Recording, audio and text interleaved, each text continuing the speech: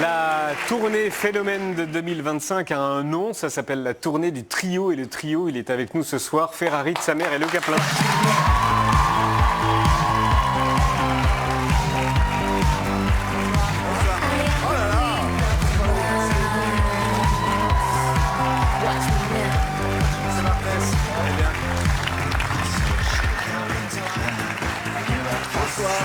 Bonsoir Jérémy, bonsoir Arnaud et bonsoir Baptiste. Re-bienvenue sur le plateau de Quotidien. C'est une véritable collab, c'est la collab KFC Burger King. C'est l'idée de qui, cette tournée du trio? Nos banquiers? On l'a fait il y a une dizaine d'années, mais on ne faisait pas exactement la même chose. On faisait chacun un bout de notre spectacle, une heure de notre spectacle. Et après, on s'est mis à faire un best-of. On faisait une espèce de best-of, mais c'était vraiment chacun faisait un bout de. C'était une arnaque totale. La tournée. Non, mais il faut le dire, il y a prescription, c'était il y a 12 ans. C'était une arnaque. On faisait 3 quarts d'heure de nos one-man, enfin c'était un scandale. Donc là, on a écrit un vrai spectacle. Et là, les banquiers sont arrivés. Non mais en fait là surtout ce qui nous avait beaucoup plu à l'époque c'est que on avait créé des intersketchs et un sketch de... C'est quoi un intersketch? Les intersketchs c'est pour annoncer ce que vous faites, mais là où il y a la pub où ça vous paye, nous on s'annonçait les uns. D'accord, ok. Voilà. Et en fait on écrivait des parties en commun et on adorait tous les trois sur scène et on s'est dit au moment des duos impossibles que quand même ça valait le coup qu'on se remette ensemble. Alors je vais lire la presse. Le trio le plus alléchant du XXIe siècle, près de 30 ans après le baisser de rideau des inconnus. C'est le Parisien qui dit ça. Hein? Ils ont dit ça, c'est vrai? Ah ouais, c'est pas très sympa pour les inconnus. Ils sont complètement si les zinzin, inconnus ont lu ça. Mais pourquoi ils sont zinzin? Il y a de sa mère qui est complètement... qui ne bouge plus. Non, je suis... non, mais la comparaison, elle est top. La comparaison avec est les sympa. inconnus. Oui, c'est ça. Surtout qu'on n'a toujours pas écrit un spectacle, donc c'est sympa de nous comparer à eux qui ont une carrière de 100 ans. Mais non, mais après c'est les sketchs. En fait, quand on s'est remis à faire des sketchs à la télévision tous les trois, on s'est aperçu que ça allait tellement vite, que c'était tellement fluide, qu'on se marrait tellement à le faire. Et au départ, on ne s'est pas mis d'enjeu, un peu comme ce spectacle. Au départ, il n'y avait pas beaucoup d'enjeux. Au départ, c'était sur les duos, c'était sur mon émission au départ. On a commencé à refaire des sketchs. On écrit un truc de 7-8 minutes qui nous fait marrer. Au puis ça marche pas, on le coupe au montage. Et puis en fait, on s'est aperçu que ces sketchs où juste nous, ça nous faisait marrer, ça faisait énormément rire les gens. Puis après, on s'est mis à faire des stories dans la vie. On nous en parlait presque plus que nos spectacles respectifs. Et au départ, d'ailleurs, c'est comme cette tournée. Au départ, ça devait être 30 dates juste pour se marrer. On s'est dit, on part, on fait vraiment 20 grandes salles, 10 zéniths, ce qui est pas une grosse tournée. On faisait vraiment 30 dates.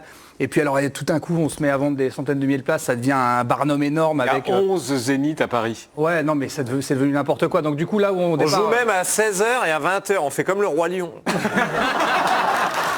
Non mais c'est vrai. Non mais c'est vrai. Comment est-ce que vous avez écrit le spectacle? Oh là. Je crois que... J'ai l'impression qu'il est pas écrit. Vous n'avez pas un rôle précis? Comment ça se passe, la morning routine? La morning routine. Alors, au départ, moi je suis très axé sur la structure, la forme. Structure. Donc moi je suis très sur la structure. Lui c'est les vannes. Lui c'est une mitraillette à vannes. Et la structure ça l'emmerde. Mais il fait vraiment la gueule. Quand on dit non, il faut qu'on élabore une structure, un squelette, une histoire. Et il ronchonne. Non mais il fait vraiment la gueule, c'est-à-dire qu'en fait les gens pensent qu'on fait une vanne, mais on est vraiment sur quelqu'un qui devient désagréable parce que je lui dis, attends, on fait pas de vanne, il faut d'abord vous parlez structure. Oui, parce qu'on veut une structure. Il faut partir d'un point A, aller à un point C. Là il fait la gueule. Ouais, là, ça me fait chier d'en parler. Allez-y, c'est non. Mais Arnaud, du coup, vous faites quoi? À part dire que l'un fait la vanne? Moi je suis dactylo parce que je suis le seul à savoir écrire et parler français correctement. Faut dire ce qui est. Et puis... Et puis non, je rajoute mon grain de sel, sur la structure et sur les vannes. Fais gaffe, parce que là, dit comme ça, on a vraiment l'impression que tu n'écris rien. Il faut que tu dises autre chose. Non, mais c'est pas ça. C'est que, comme moi, je suis très axé sur la structure et Baptiste sur les vannes, effectivement, Arnaud, en fait, essaye de prendre un peu les deux. Moi qui dis, non, mais ça veut rien dire, il faut un sens, où est-ce qu'on va, machin. Vous avez dit, moi, je casse les couilles. Oui, mais parce que moi, je suis toujours... Oui, c'est vrai, mais il met le doigt là où ça fait mal et... Ouais, ça aussi, dit comme ça, c'est très bizarre, mais c'est un peu un proctologue de la vanne, quoi. Enfin, voilà. Et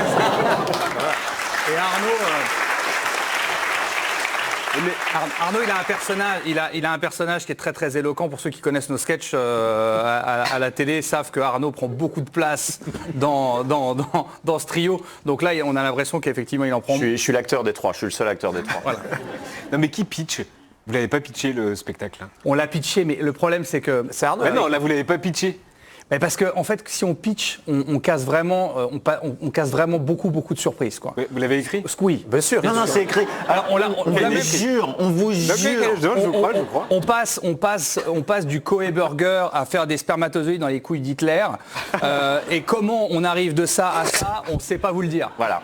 Mais on est sur... il y a une vraie histoire, il se passe vraiment quelque chose dans le spectacle, mais si on vous dit tout de suite ce qui se passe, vraiment ça casse. Il y a du perso, il y a des histoires de famille. Il y a beaucoup d'autodérision sur nous. Là, on avait très envie de pousser les potards très très haut. Potards, c'est vieux quand même. Les potards, ah bon? T'as vu mon gilet? Je m'adapte. Non, mais on a vraiment été sur de l'autodérision, on a vraiment été très très très loin. Moi, c'est le moment qui m'a fait le plus rire. On s'est vraiment vanné sur des périodes de nos vies très précises. Et il y avait vraiment des séances d'écriture où à la fin, on était obligé d'appeler les uns les autres en disant mais tu sais, on le pensait pas quand on disait ça. On est vraiment allé très loin sur nous parce qu'on vanne. Alors là, il faut vraiment venir avec énormément de second degré. Moi qui me disais, ah là c'est cool, j'ai pas un drapeau à porter comme dans tous mes spectacles où c'est hyper engagé, j'aurai pas de problème cette fois-ci. Ça va être cool, ça va être juste le pire. Et c'est pire que tout. Donc là, il va falloir venir avec beaucoup de second degré sur. Moi, je me souviens d'une séance d'écriture où et vraiment ils sont partis en roue libre sur ma vie perso tous les deux. Et ils pleuraient de rire. Et moi, je riais au début avec eux. Au fur et à mesure, je me suis rendu compte qu'on parlait de moi, qu'on parlait de mon fils, qu'on parlait de ma mère et tout. J'étais sur l'ordi comme ça et commence à monter une chaleur en moi. Et les deux se sont arrêtés. On me dit ça va Arnaud? Je dis je sais pas. Vraiment, je sais pas si je suis très à l'aise. Si je suis très à l'aise avec tout ça. Mais on se permet d'aller très loin avec tout le monde parce qu'on commence par nous-mêmes. Moi, je vais jouer l'ex-femme de Arnaud. Moi et Arnaud, on va jouer les filles de Baptiste. Eux vont jouer mes parents pendant l'accouchement. Enfin, il y a beaucoup. Il paraît qu'ils prennent cher, vos parents. Mes parents, ils prennent très normal. Vous avez vu ce qu'ils ont démoulé. Mais est-ce que c'est une chose de partir en vacances ensemble, parce qu'on voit les vidéos sur Insta, mais c'est une autre chose de vivre ensemble pendant. Vous allez vivre ensemble pendant combien de temps? 6 mois. 6 mois, mais de toute façon, on passe déjà énormément de temps ensemble. Déjà, moi et Arnaud, on travaille en prod ensemble, donc déjà on passe énormément de temps ensemble. Le dernier spectacle d'Arnaud, on l'a fait ensemble, donc on a déjà passé du temps ensemble. Et avec Baptiste, on n'est jamais loin, parce qu'avec les duos impossibles, on a quand même présenté 2 années de suite les duos ensemble. Donc on passe déjà tout le temps, enfin il n'y a pas une semaine, depuis 3 ans, il n'y a pas une semaine où de toute façon on ne se voit pas. Et en plus, on part en vacances ensemble. Donc ça ne nous fait pas trop peur. Non. Vous êtes le seul animateur télé qui avait qui a les fesses au-dessus de la table quand il est assis. J'ai pas les fesses au-dessus de la table. Mais si, vous avez la chaise qui est trop grande. vous avez les fesses qui est au-dessus de cette ligne-là. Bah oui. Et vous êtes le premier animateur. Parce que vous savez très bien que si. Voilà. D'accord. Mais c'est visuellement. Non mais c'est très beau, c'est une belle métaphore. Il domine le paf. Oh là là. Vous baissez pas. Non, mais Yann, c'est la chaise qui est trop grande. Vous êtes très beau. Et t'es le premier invité à remarquer que Yann Barthès a les fesses plus hautes sur la table. Je regarde. Maya, tu as regardé les vidéos de travail du trio. Oui, exactement. Il y a 3 mecs ensemble qui documentent l'écriture de leur prochain spectacle. Il y a une époque où les vannes auraient porté sur le foot et les nanas, sauf qu'on est en 2024.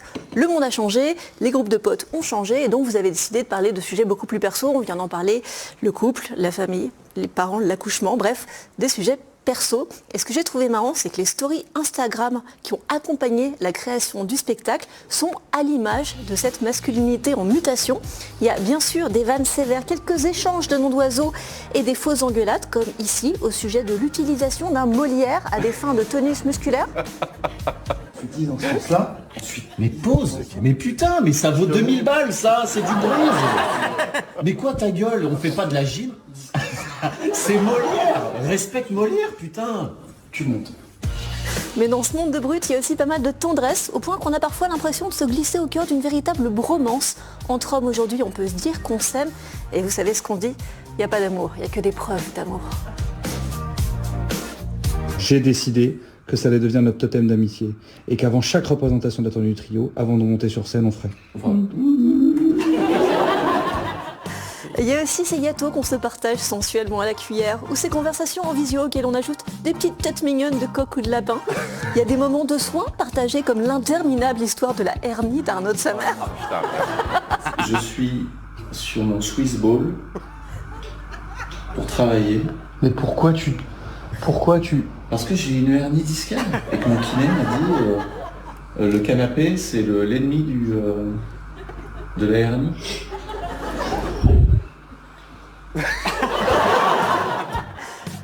Sans parler de ces séquences très intimes quand il faut sortir le mètre mesureur pour mesurer l'entrejambe de Baptiste Le Caplin. C'est un vélo. Vous savez qu'en plus, il n'y a pas du tout de... Par exemple, tous ces trucs-là, c'est pas du tout... on se dit, tiens, ça va être marrant à faire. C'est vraiment un de nous trois qui voit les deux faire un truc et qui sort le téléphone et qui les filme réellement. Donc, Oui, il n'y a pas de mise en scène. Il n'y a pas du tout de on mise en vit scène. comme ça. C'est On vit vraiment ces scènes-là, qu'on les filme ou pas, quoi. Mais c'est ça qui est incroyable sur ce spectacle et sur ce trio et sur l'engouement qu'il y a autour du truc. C'est que nous, au départ, on a tous les trois des carrières solo. On sait à quel point c'est dur. Pablo le sait aussi. C'est vraiment une charge mentale de monter sur scène. Pablo le etc. sait, oui. 3 fois par semaine, je le sais. Et vraiment, ça, c'est notre récréation de trio. Et c'est vrai que depuis le départ, on n'a jamais l'impression de travailler. C'est toujours juste on fait les cons tous les trois. Et en fait, nos humours, on est vraiment comme ça dans la vie. On exagère nos caractères, mais on est vraiment comme on est sur scène, on est comme ça dans la vie. On exagère un tout petit peu. Mais Et j'ai encore. raison de dire que c'est une bromance un peu? Oui. Non, c'est vrai, ouais, bien sûr. C'est une vraie histoire d'amitié, mais c'est même assez mignon, parce que des fois, il y en a un qui s'engueule des deux, il y a l'autre qui essaye de temporiser entre les deux, etc. Des fois, il y en a un qui s'engueule des deux. Par exemple, ça, Yann, moi, je vais pas l'écrire. Je vais Personne va l'écrire, personne va l'écrire. Je ne l'ai pas entendu, C'est une phrase parce que je regardais Baptiste Le Caplin qui cherchait une connerie à dire et qui avait la bouche comme ça, en fait. Et puis je lui dis, il va sortir une connerie. Et puis, Ça, pendant c'est une phrase que je vais pas écrire, que je vais corriger. Voilà. Et c'est comme ça qu'on fonctionne. Mais c'est vrai que, en revanche, vous avez raison de dire que c'est très dans l'air du temps, c'est très dans l'époque de se dire, c'est vrai qu'on se dit, on se témoigne des marques d'affection assez fortes et on n'hésite pas à le faire sur les réseaux aussi. Mais Ouais, et c'est très Oui. et c'est sincère. tous les trois addicts, les droits d'auteur. addicts au sport, mais addicts à quoi d'autre? Ah bah moi, j'étais venu chialer sur votre plateau pour parler de mes problèmes d'alcool, donc vous le savez. Non, bah moi je suis un addict de base, donc j'ai remplacé par le sport. Baptiste a un vrai problème d'addiction au sucre. Et Arnaud, C'est que j'aime bien arriver avec un goûter. non, c'est insupportable. Il fait que bouffer du sucre toute la journée. Pas que bouffer du sucre, Si, c'est pas vrai. tu T'es fais vraiment que une bouffer du c'est sucre. une ordure de dire ça, toi. Attends. Et Arnaud, J'ai amené les chocolats, il m'a engueulé. Mais parce on est que, vraiment putain, dans- on essaye de Mais non, c'est des rester- témoignages. Vous avez vu l'enfance difficile qu'il a eu, ce mec? On ramène des chocolats, limite je m'en prends une. Et Arnaud, du coup, a tout bouffé. il fait que ça. Du coup, après, il m'engueule, il fait Arnaud, fait du cholestérol. Et machin. Toute la journée, il fait que nous sortir des trucs. Mais c'est pour. Et Arnaud, il est addict au divorce. Toutes les 2 semaines. Toutes les 2 semaines. Les spectacles vont pas durer genre 5 heures. Alors attends. Les spectacles vont durer 5 heures, on est d'accord. Là, Yann, Parce qu'il va y avoir 3 fois plus non, mais- d'impro.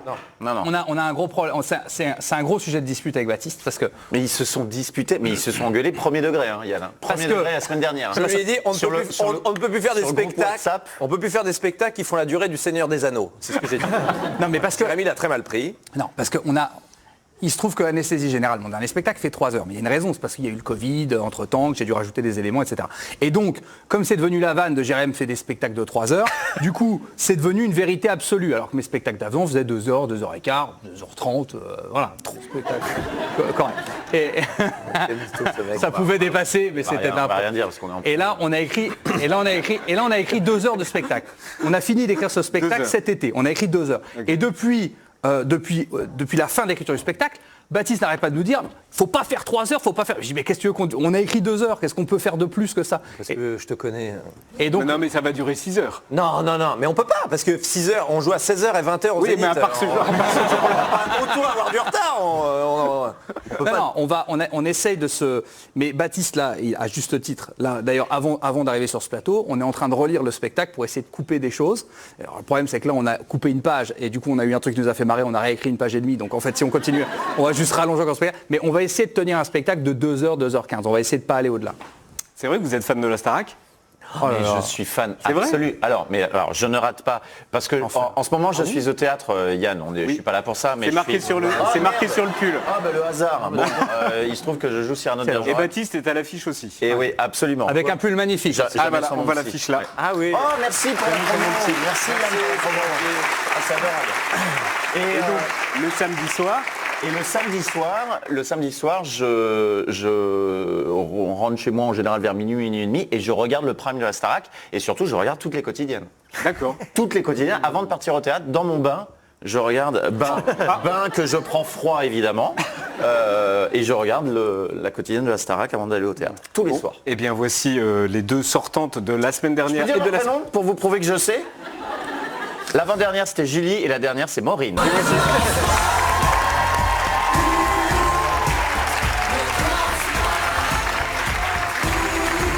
Bonsoir. Bienvenue. Bonsoir.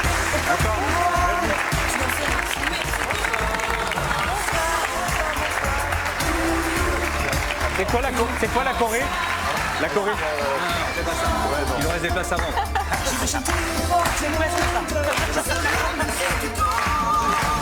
Bonsoir, bienvenue à toutes les deux. Maureen et Julie.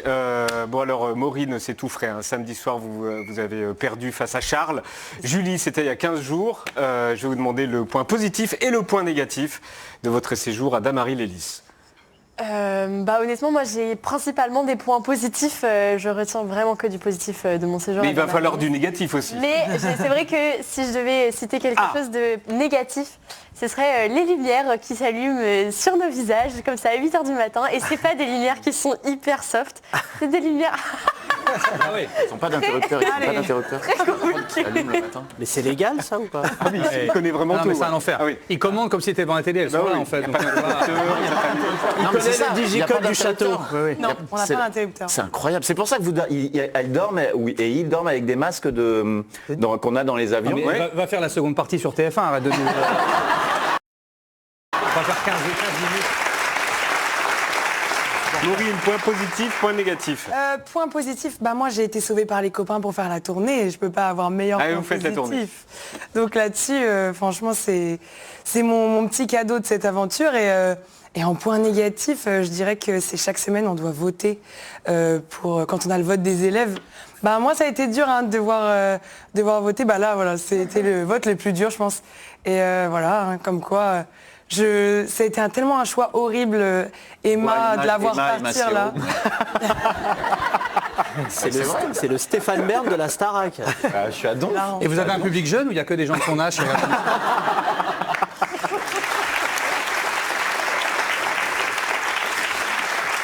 Alors le moment fort pour vous, Julie, c'était à Dijon, je crois. C'était au Zénith avec Patrick Bruel. Qu'est-ce que vous avez ressenti? C'était un moment qui était absolument incroyable. C'était un plan de reconnaissance en même temps et j'étais tellement heureuse de pouvoir vivre ce moment et tellement honorée qu'il me laisse vivre ça. D'autant plus qu'il a été vraiment très très gentil avec moi, donc ça a été vraiment un moment magique. Et le moment fort auquel vous tenez, je crois que c'est ce duo-là avec Chimène Badi. Oui, moi franchement, elle a été merveilleuse avec moi. On a eu beaucoup de répétitions, on a eu le temps de bien discuter. Et en plus d'être une artiste formidable, c'est une femme géniale. Bon, cool. Vous avez répété toutes les deux. S'il suffisait d'aimer, vous deviez chanter la chanson ensemble. Mais il y a une surprise faite par la prod. C'est Santa qui est arrivé pour chanter. C'est ça. Qu'est-ce que ça redonnait en live, en vrai, si Santa n'était pas arrivé? On y va. Allez-y. Allez, alors. Pour Arnaud de sa mère. Arnaud, c'est pour vous. S'il suffisait qu'on s'aime, s'il suffisait d'aimer, s'il fait changer les choses. Voilà pourquoi ils ont perdu. Ça. Ah oui, oui.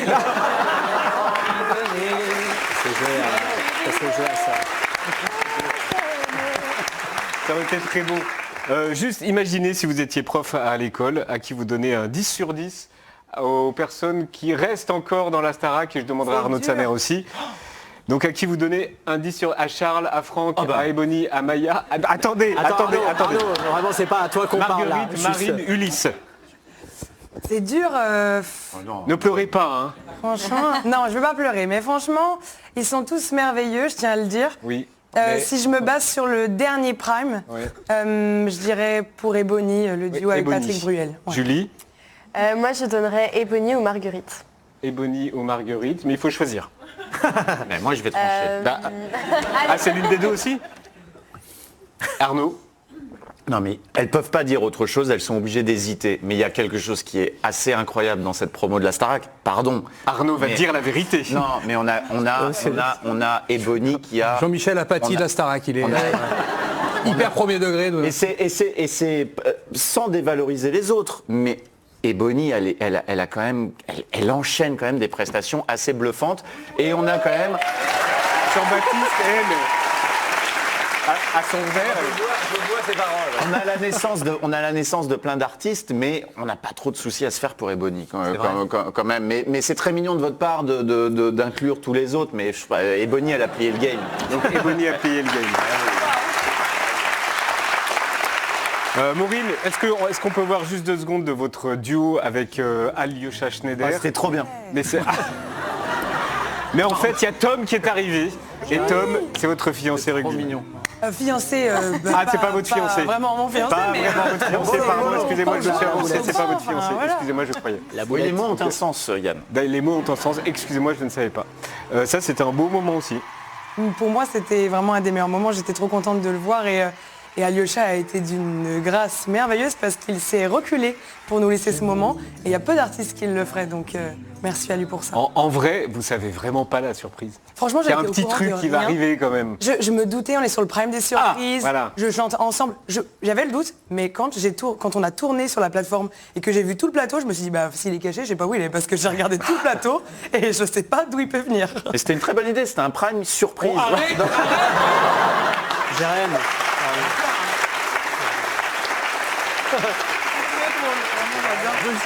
Je peux pas le sortir. Insupportable. Sors-le. Et tu vas faire notre tournée ou tu vas aller les voir eux en tournée Baptiste est agacé. Non, mais c'est vrai qu'on est censé faire rêver les gens, là. Mais c'est bien. Bon, Arnaud est une personne seule, il regarde beaucoup la télé.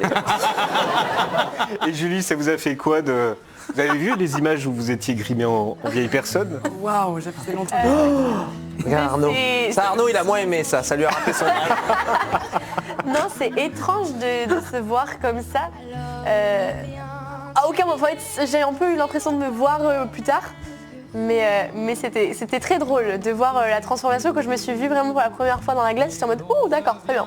J'espère que je vais percer dans les sacs quand je serai plus vieille. » En fait, sur chaque prime, les profs donnent un défi, et là, c'était un défi. C'était le défi. Le défi Il y a théâtre. des gens qui ont revendu leur place pour votre spectacle. C'était un défi théâtre. On va ressortir avec moins de place. C'est le défi théâtre. Et vous étiez le premier à faire un Arnaud défi. viendra tous les lundis débriefer la Star Academy. Ici. Non, il y a Jarry qui est venu dans le château, j'étais trop jaloux, je lui ai envoyé un message, je lui ai dit mec, Dites-leur, vous allez y aller. mec, Tous les 3 dans la Starac. Non, mais attends, il y en a qu'un qui est fan. Hein.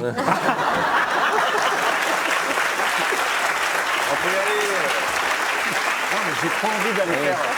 J'en parlais avec Maureen en maquillage, je veux trop faire une masterclass de théâtre avec vous. Moi, j'aurais adoré. Hein. Après, maintenant, je me dis l'écart d'âge, je sais pas, je me demande à quel point On t'a pas proposé pour l'instant, tu verras plus tard. Le petit cul, oublie papa.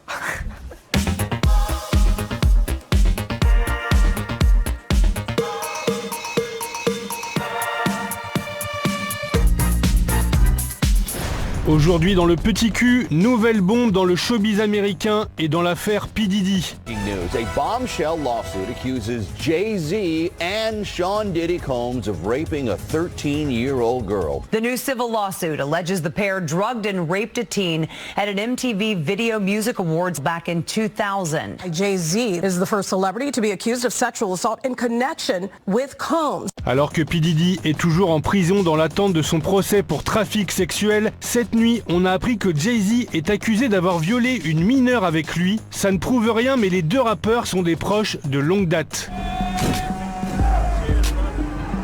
La victime, âgée de 13 ans au moment des faits, accuse les deux rappeurs de l'avoir agressé après la cérémonie des MTV Video Music Awards en 2000. The victim says she was invited to an after party after being spotted by a limo driver and was assaulted by both rappers. The woman alleges she began to feel woozy after having a drink. She wandered into a bedroom where she claims Jay-Z raped her first, then Combs. It also claims another unnamed celebrity stood by and watched while that assault happened. Jay-Z va-t-il être aspiré par le trou noir du scandale Diddy? Le rappeur a construit une image de mec imperturbable. Sa vie privée est un château fort, à part une baston dans l'ascenseur avec Solange et un scandale d'infidélité avec Beyoncé.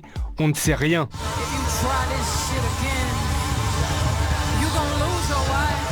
L'accusation de viol sortie hier menace l'empire que Jay-Z a bâti avec Beyoncé et leur réputation qui est le socle de leur business. Pour se défendre, le rappeur est passé en mode alerte rouge. Jay-Z has denied the allegations. He also criticized the attorney behind the lawsuit, Tony Busby, accusing him of exploiting the case for personal gain. Souvenez-vous, Tony Busby, c'est l'avocat qui avait tenu une conférence de presse surmédiatisée en octobre. Après avoir annoncé représenter 120 victimes de Diddy, il avait ouvert une hotline pour recueillir davantage de témoignages et en avait reçu 12 000 en 24 heures. The biggest secret in the entertainment industry that really wasn't a secret at all has finally been revealed to the world. Plutôt du genre racoleur, l'avocat avait teasé des révélations explosives et promis qu'il balancerait des noms de célébrités impliquées dans l'affaire. The day will come when we will name names other than Sean Combs, and there's a lot of names.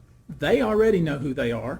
À ce moment-là, l'avocat faisait allusion à l'une des plaintes accusant Diddy et une certaine célébrité A d'avoir violé une ado en 2000. Hier, on a donc découvert que la célébrité A, c'était Jay-Z. The original complaint was filed in October against Combs. However, the woman added Jay-Z today. Naming Jay-Z as the person initially identified in the suit as Celebrity A. En octobre, dans la foulée de la conf de presse, on avait d'ailleurs appris qu'une célébrité anonyme avait porté plainte contre Tony Busby. An anonymous man who describes himself as a celebrity filed a new lawsuit in the case. He claims Houston attorney Tony Busby is trying to get him to pay money to avoid the release of allegations against him. Tout porte à croire que la star en question, c'était Jay-Z et qu'il a pu y avoir des négociations souterraines avant la révélation médiatique. Dans son communiqué de presse publié hier, le rappeur a justement accusé Tony Busby de chantage. Here's some of what he had to say. Tony Busby, what he had calculated was the nature of these allegations and the public scrutiny would make me want to settle. No, sir, I will not give you one red penny. Jay-Z a conclu son message en affirmant qu'il avait hâte de prouver son innocence. Affaire à suivre donc, fini. Merci Willy. Le Morning Glory est aujourd'hui sponsorisé par le bossu de Notre-Dame. Il est venu le temps de trouver un Premier ministre. Il est venu le temps de sortir de la crise. Il est venu le temps de nommer un gouvernement. Allez, l'envie d'avoir envie. Madame Bovary. Je ne m'interdis pas. Une jeune femme m'interpelle et me dit est-ce qu'on peut faire un selfie. C'est une fake news. J'entends être un Premier ministre de cohabitation. J'ai juste pas du tout le temps. Est-ce qu'on est à Bagdad? Est-ce qu'on est ailleurs? On est en France. La grosse voiture noire du président élu Donald Trump qui arrive dans la cour de l'Élysée, c'est l'image forte de ce week-end et on attendait une image, celle-ci. Hop, hop, hop, c'est président. Stop. Voilà. À ce moment précis, il sait que le geste qui arrive sera scruté car depuis 8 ans, c'est une guerre entre les deux.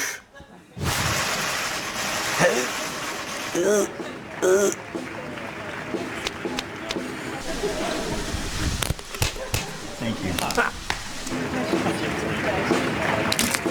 For the end of this press conference, to have the press conference. I will leave. Thank you.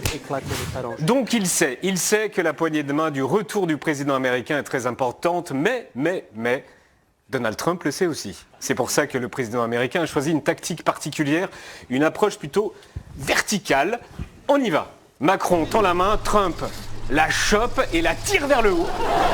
On dirait qu'il décapsule le bras de Macron. Macron fait un pouce, il lui tapote la main et le pouce à l'intérieur. Si on revoit la séquence, l'approche verticale n'était peut-être pas une bonne stratégie parce que Trump a l'air plutôt de souffrir quand même. Donc qui a gagné ? La France n'a plus de gouvernement depuis mercredi. Voici comment Barnier se présentait quand il accueillait les officiels à Notre-Dame.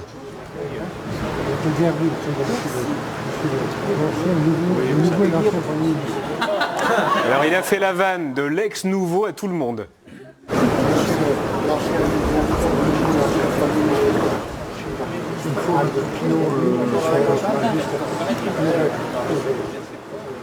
Mais ils savent au final. Encore une fois, hein. On est au courant.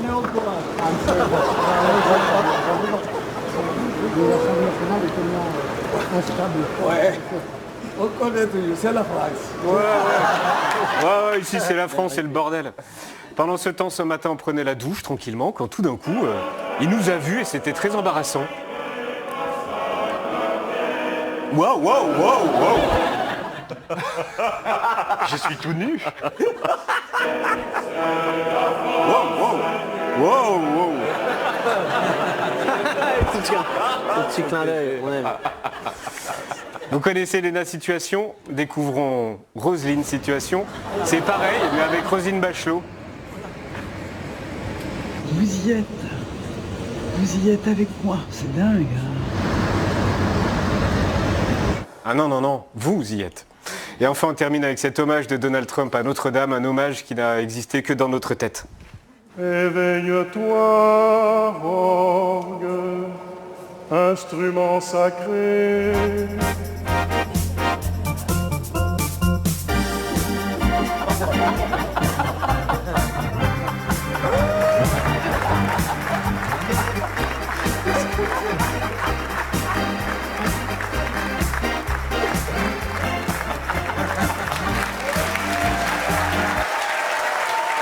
C'est l'heure du 4 minutes bus compris de Pablo Mira.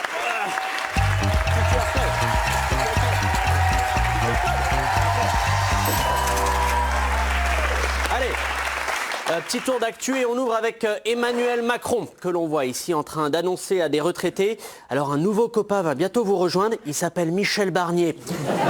Le chef de l'État est toujours à la recherche d'un Premier ministre. Alors parmi les noms qui ont fuité de la liste, on retrouve Éric Zemmour, Marine Le Pen, Éric Ciotti... Pardon, ça c'est la liste de cadeaux de Noël de Vincent Bolloré.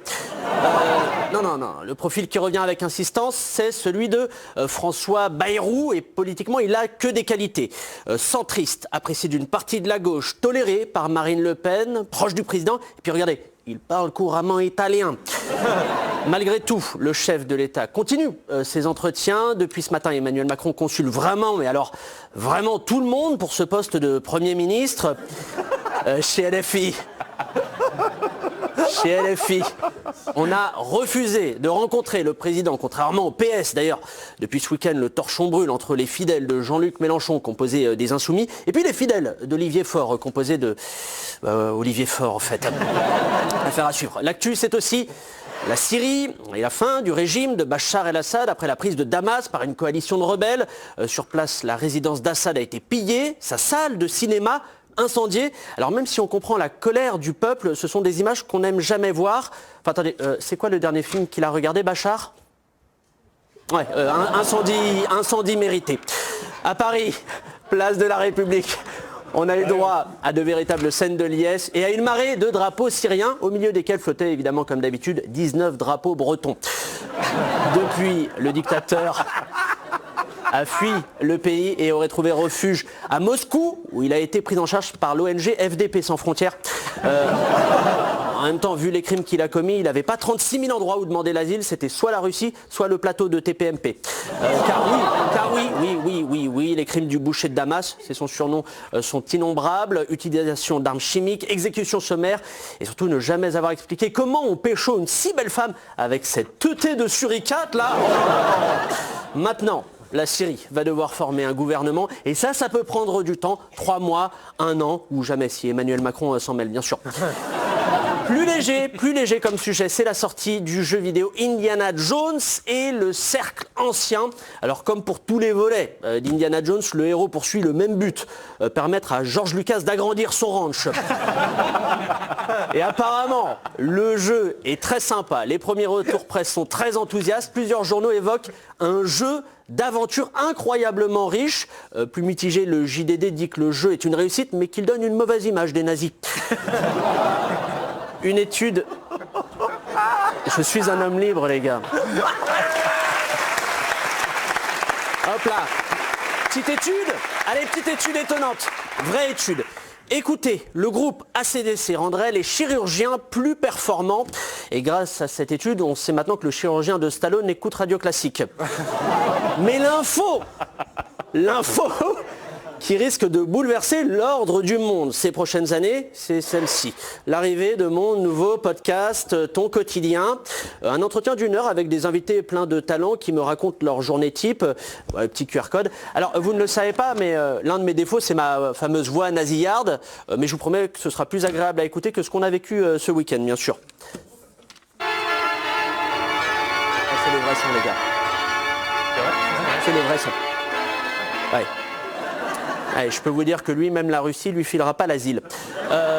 Ce nouveau format est dispo sur toutes les plateformes et je suis très fier de ce podcast car tous les 15 jours, j'y reçois les personnalités du monde de la culture que j'aime et dont j'apprécie le travail, bien sûr. On n'a pas été invités, nous?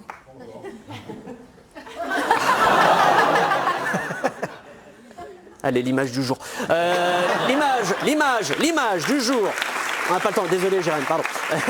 Oui, bien sûr. L'image du jour, c'est les premiers visuels de Toy Story 5 où les jouets d'Andy rencontrent ceux de Maya Mazorette. Vous savez tout. Moi, je vous dis à mercredi, car d'ici là, vous ne saurez plus rien.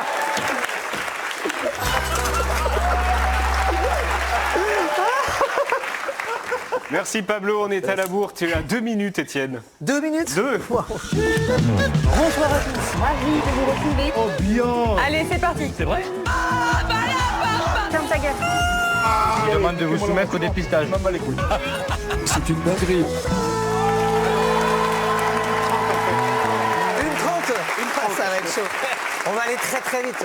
On continue de suivre la saison de la Starac. Et semaine après semaine, Nico, c'est de plus en plus théâtral. C'est la panique à la Starac.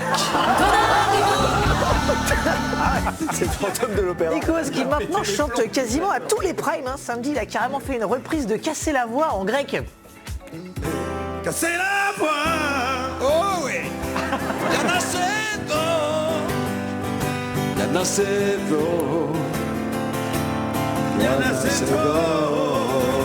Ah, trop fort Nico, ça il sait tout faire. Il chante et il cale des petits moves de danse à chaque lancement de pub. Et à tout de suite. Hop là. C'est tout ça. Et il en lâché prise. Hollywood. À tout de suite. Ah, c'était encore un très beau prime, hein. Vous êtes tous allés chercher des notes incroyables.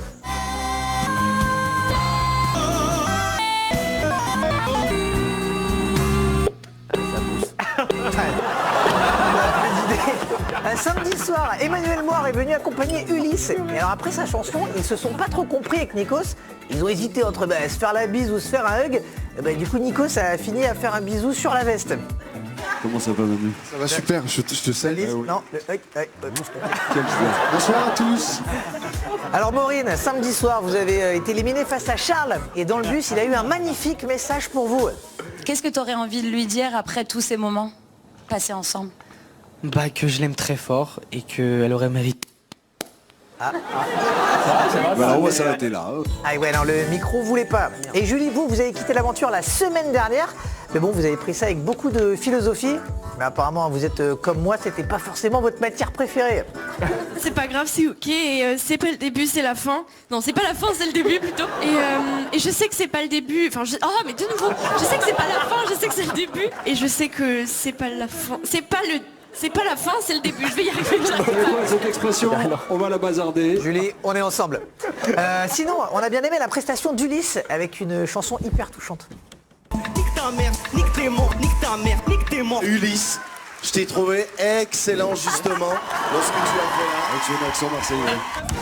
Pile pour la réouverture de Notre-Dame. Charles, lui, est venu interpréter ce classique.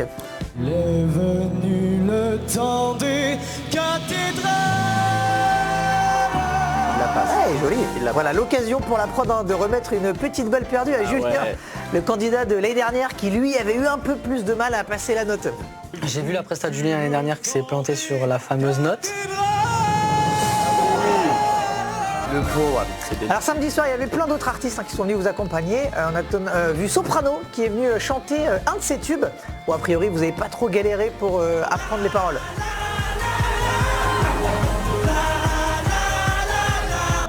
Et alors à la fin de l'émission, il est venu présenter son nouveau single pour Noël. Et je peux vous dire que ça va vous surprendre, ça n'a strictement rien à voir.